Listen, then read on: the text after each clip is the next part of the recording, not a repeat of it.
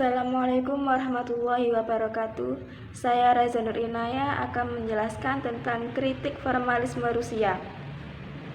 Yang pertama, saya akan menjelaskan pengertian formalisme Rusia. Formalisme Rusia adalah sekolah kritik sastra di Rusia dari tahun 1910 sampai 1930-an yang menghasilkan tokoh-tokoh revolusi kritik sastra. Formalisme Rusia adalah gerakan yang beragam, tidak menghasilkan doktrin yang bersatu. Tidak ada konsensus di antara para pendukung pada tujuan utama untuk upaya mereka. Formalisme Rusia menghasilkan dua tokoh yang berbeda,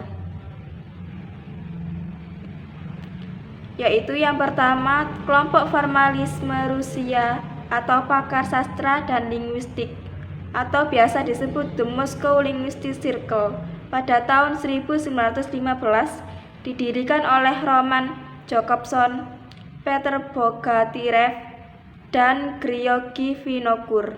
Yang kedua, Mazhab Obajas atau Masyarakat Studi Puitika Bahasa, atau biasa disebut Society for the Study of Poetic Language. Pada tahun 1916 didirikan oleh Boris Eichbaum, Viktor Shklovsky, dan Lev Laukubinski.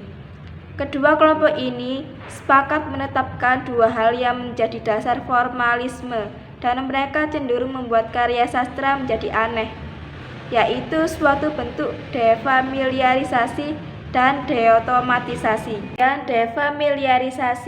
deotomatisasi.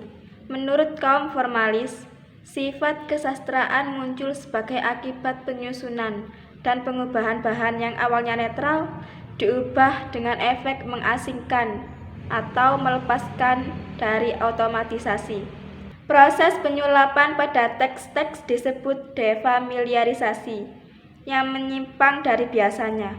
Contohnya, ketika ingin mengucapkan "aku mencintaimu", klausa "aku mencintaimu" tidak diungkapkan secara langsung, tapi diungkapkan dengan cara lain.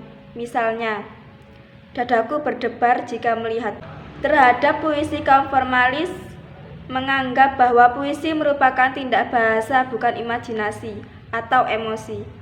Yang terpenting dalam puisi bagi kaum formalis adalah sarana bunyi, rima, irama, matra, dan sebagainya. Tujuan formalisme.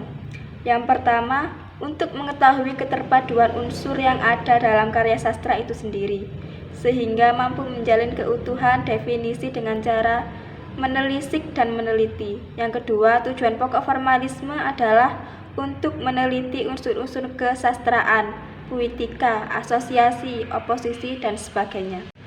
Terima kasih, saya Reza Nur Inaya. Apabila ada salah kata, mohon maaf. Wassalamualaikum warahmatullahi wabarakatuh.